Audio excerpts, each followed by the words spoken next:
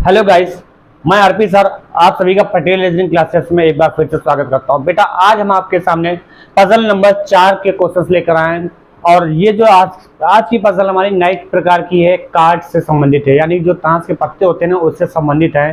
तो आज चलिए पढ़ते हैं। जैसा कि सवाल आपके सामने आ गया है, क्या लिखा हुआ है बेटा, ध्यान से पढ़िएगा। लिखा हुआ है ABCD 4 खिलाड़ी हैं। कितने खिलाड़ी बेटा? 4 खिलाड़ी हैं। 4 खिलाड़ी हैं। फिर इसके बाद लिखा कि सभी के पास 4-4 कार्ड हैं, 4-4 कार्ड हैं।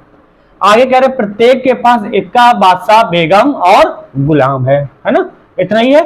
इसके बाद तथा सभी के चारों प्रकार के कार्ड, प्रत्येक के पास चारों प्रकार कार्ड, हुक्म, चिड़ी, पान तथा ईंट दिया हुआ है। तो अब आपको इस तरह से सवालों करने के लिए क्या करना होगा, किस तरह से आप चार्ट बनाएंगे, डायग्राम बनाएंगे। भाई मेन इसमें डायग्राम है। अगर डायग्राम आपने सही से सोच लिया कि कैसा बनाना है तो आसानी से हो जाएगा। देखिए अब आपको करना क्या है, आपको पर्सन के नाम दिया हुआ है ना, तो एक कॉलम में आपको क्या करना है बेटा, पर्सन बना लेना है। ध्यान समझिएगा, एक कॉलम में पर्सन के नाम लिख लीजिएगा और एक कॉलम में लिख लीजिएगा, क्या लिख लेंगे, जो आपके 4 प्रकार के कार्डों के नाम है ना। जैसा कि आपको एग्जांपल ग्रुप पे हमने दिया यहाँ पे हुक्म है ना, हुक्म का। और आपका अगला दिया है, कौन सा दिया, हुक्म दिया हुआ है।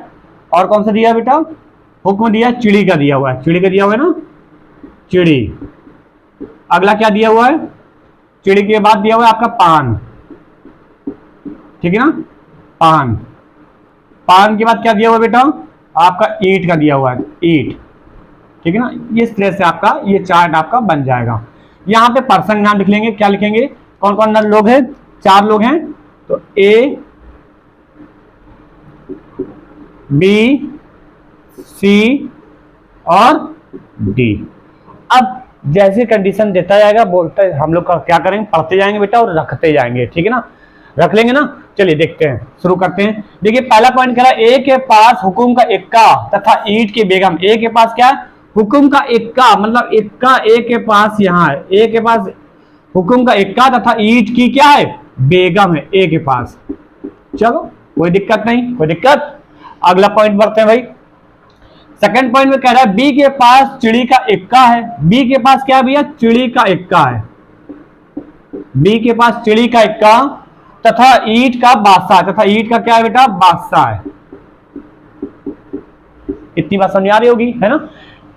अगला पॉइंट देखिए, C के पास क्या कह रहा है, तीसरा पॉइंट का, C के पास चिड़ी की बेगम तथा हुकुम का इक्का।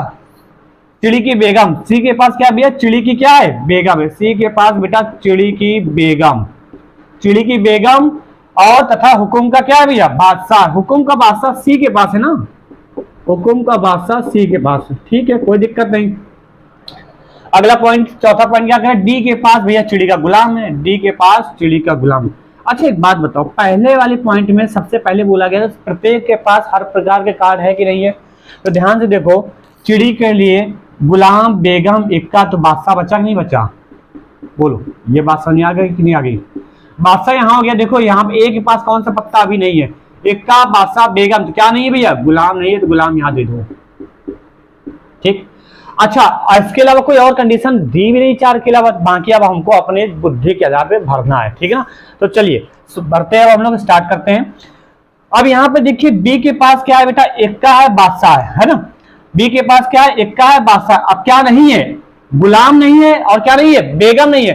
अच्छा B को अगर पान गुलाम दे देंगे, जबकि पान गुलाम तो A ने रख लिया है, तो पान गुलाम B को हम नहीं दे सकते हैं। तो गुलाम कौन सा दे दें, हुकुम को दे दें भैया, इसको गुलाम, इसका हुकुम को दे दे B को। अब यहाँ पे देखिए गुलाम, इक्का, बादशाह, तो बचा क्या, बेगम बचा है, तो बेगम यहाँ हो गया, ठीक है ना बेटा। अगला पॉइंट यहाँ पर देखिए, इक्का, गुलाम, बादशाह, तो क्या बच्चा बेटा, बेगम बच्चा, तो बेगम इसको दे दीजिए, है ना। चलिए C के पास देखिए क्या हो गया, क्या क्या क्या पहुंच गया, बादशाह पहुंच गया, बेगम पहुंच गया, तो क्या नहीं पहुंचा बेटा, गुलाम नहीं पहुंचा, और गुलाम नहीं पहुंचा, और क्या नहीं पहुंचा भैया, देखो गुलाम यहाँ पान का तुम्हारा हो चुका है ना, तो गुलाम आप यहाँ पर नहीं देंगे, तो गुलाम इसको यहाँ दे देंगे C का, ठीक है ना।